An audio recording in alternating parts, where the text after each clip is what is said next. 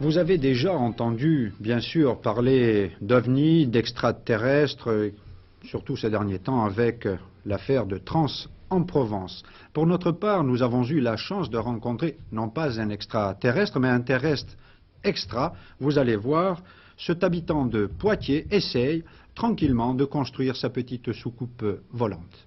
Regardez.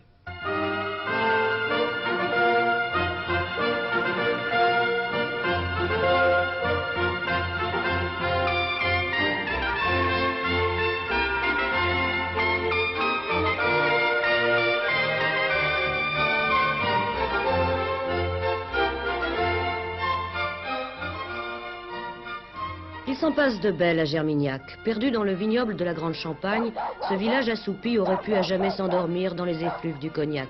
Grâce à ce curieux véhicule, pourtant, le petit bourg charentais deviendra peut-être un jour aussi fameux que Cap Kennedy, car le destin a frappé à la porte de Jean-Claude Ladrat.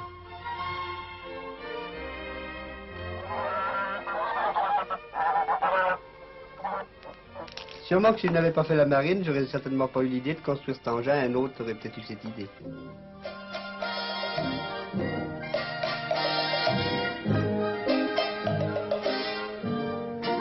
Cinq ans dans la marine marchande, cela vous ouvre des horizons. Ce fut tout d'abord l'ivresse des tentations exotiques.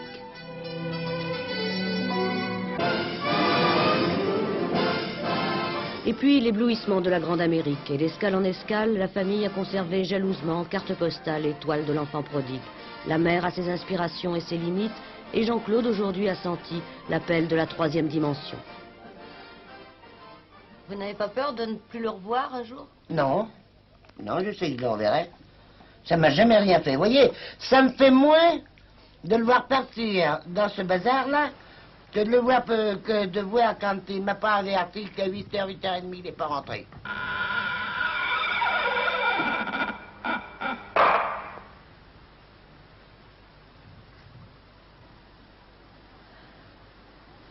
Jean-Claude Ladrat, c'est un grand retour là ou bien est-ce un grand départ? Non, c'est à la période d'essai, disons. Une période d'essai qui dure depuis combien de temps? Juste depuis quelques jours, là. Parce que l'engin, en fait, il est quand même là depuis plus longtemps dans la cour de cette maison. Et il s'est construit dans cette cour. Depuis quand? Alors racontez-nous un peu le début. Comment ça s'est passé au début?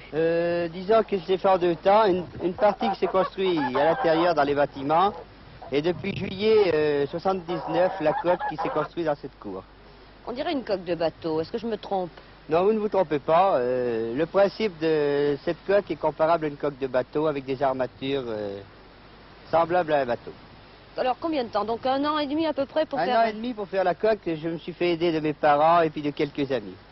C'est une affaire familiale cet engin? C'était une affaire familiale. L'aide de mes parents était très importante. Est-ce que vous croyez en Dieu? Je crois en Dieu, oui, mais je crois pas au curé. Ça, vous ne me ferez pas croire au curé, parce que ce qu'ils disent, ils se rapportent à Moïse 2500 ans avant Jésus-Christ, sous Ramsès II ou Ramsès V, j'en sais rien. J'y étais pas, moi, à la naissance. Et alors, est-ce que vous ne pensez pas que votre fils est un nouveau Jésus-Christ? Oh, alors, non, il n'est pas en Jésus-Christ, mais il pourrait changer le monde quand même.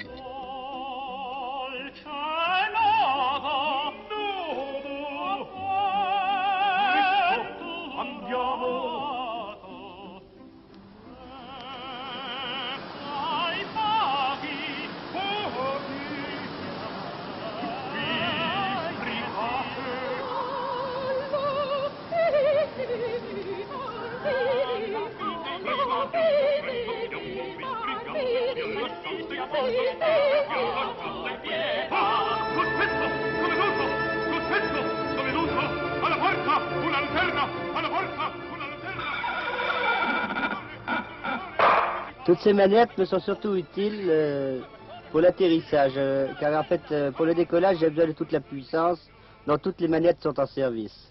Alors, y a-t-il un moteur? Moi, je ne vois pas le moteur, là. Le moteur se trouve sous vos pieds. En fait, ce n'est pas un moteur classique, comme vous avez l'habitude de les voir. C'est un moteur pareil, qui fonctionne par inertie. C'est-à-dire qu'en fait, il inverse le champ magnétique terrestre, et à partir du moment où vous inversez le champ magnétique terrestre, c'est le champ magnétique terrestre qui devient propulseur. Alors vous serez installé où quand vous pensez que vous allez être prêt à décoller? Quand je vais vouloir faire mes essais, je serai installé au centre. Il n'y a pas de risque là pour le moment, j'ai pas besoin de m'accrocher, non? Non, dans l'immédiat, vous n'avez Non. pas besoin de vous Et vous accrocher. serez accroché. Je serai accroché.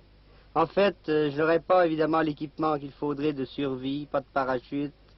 Ceci coûte beaucoup trop cher pour mes moyens actuels. Bon, j'ai vu que vous avez également un lit. Une couchette très importante. Très confortable. Oui. Et puis alors bon, ce qui m'intrigue beaucoup, ce sont ces plantes vertes. Ces là. plantes. C'est pour faire joli? Non, ce n'est pas du tout pour faire joli. En fait, ces plantes, je les ai prévues parce que à partir du moment où je serai à une certaine altitude, je n'aurai plus d'air extérieur. Je fermerai entièrement les entrées d'air. Et je pense que ces plantes devraient suffire, d'après mes calculs, à me faire un semblant d'oxygène pour quelques heures. Qu'est-ce que vous mangerez quand vous serez parti? Comme je partirai très brièvement, je n'apporterai pas de provisions, juste un peu de boisson.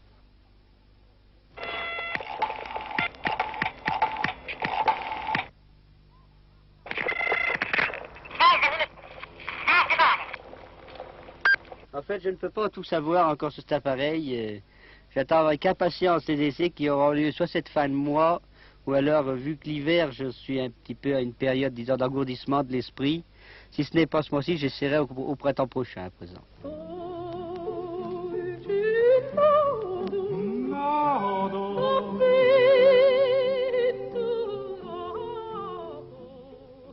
Est-ce qu'on vous a déjà traité d'extraterrestre? Non, on m'a traité de beaucoup de choses, mais pas encore, non. Non, mais peut-être que par télépathie, j'ai été aidé par un extraterrestre pour construire cet appareil. À partir du moment où je ne suis pas tout à fait d'accord avec les théories de M. Newton, je risque de bousculer les tabous, les choses reconnues qui en fait ne sont peut-être pas tout à fait exactes. Et si quelqu'un vous demandait les plans pour construire un tel engin, les donneriez-vous? Je n'ai pas fait de plan pour construire cet appareil. En fait, il suffisait que je me concentre le soir pour avoir mon travail du lendemain qui me venait dans la nuit sans aucun plan.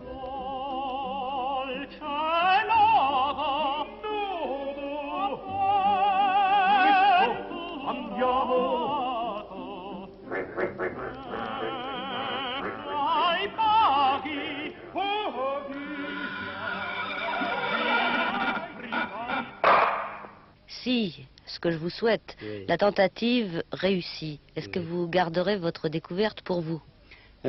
Pour moi, je garderai certainement une partie, un brevet, oui, mais en fait, je me mettrai à la disposition du gouvernement français s'il veut bien m'agréer. Que pensez-vous que puisse faire le gouvernement français de votre découverte? Comment pourrait-il l'exploiter? En fait, cet engin ne remplacera jamais une voiture. Sa conception est tout à fait différente. La seule chose qui pourrait arriver, c'est dans le domaine spatial, où avec la fusée Ariane, nous avons quelques déboires. Dans ce domaine-là, je pense que nous rattraperions tout notre retard.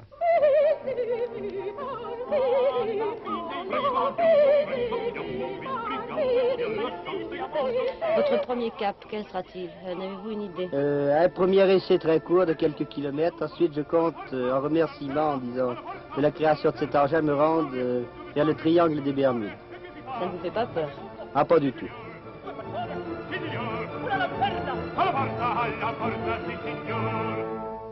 Est-ce que vous avez imaginé que vous pourriez ne pas revenir? Oui, effectivement. Mais dans ma coque, il y a tout un matériel de survie, depuis la canne à pêche jusqu'à la carabine 22 long rifle, avec toutes sortes de munitions, de l'eau, Qu'est-ce que vous en ferez? Mais on ne sait jamais où je pourrais me trouver. En fait, c'est déjà englouti dans la C'est coque. la canne à pêche qui m'intrigue. Pourquoi? Comment Si je me retrouve sur une île déserte. Ah oui, c'est pas dans l'espace alors. Ah ben, dans l'espace, il faut supposer qu'il y a d'autres planètes. Mais pas de poisson forcément. Ah, ouais, on n'en sait rien. Mais en fait, j'ai prévu toutes sortes d'appareils comme ça sans savoir vraiment pourquoi.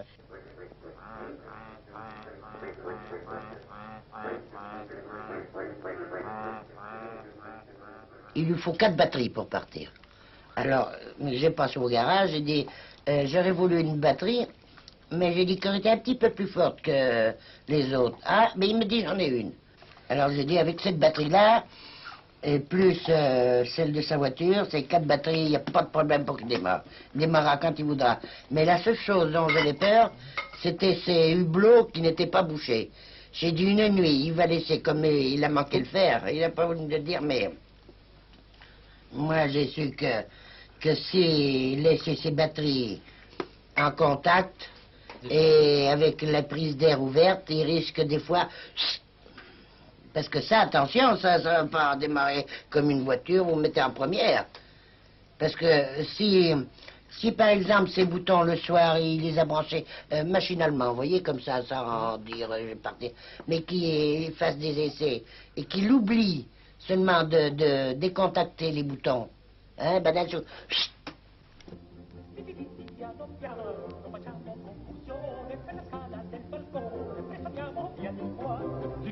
Piano piano, non facciamo confusione, per la scala del balcone, presto andiamo via di qua.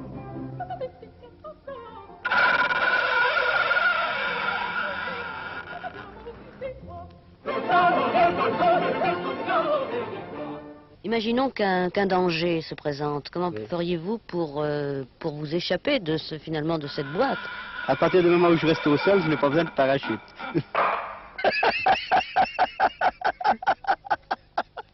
Je vais même pas y aller.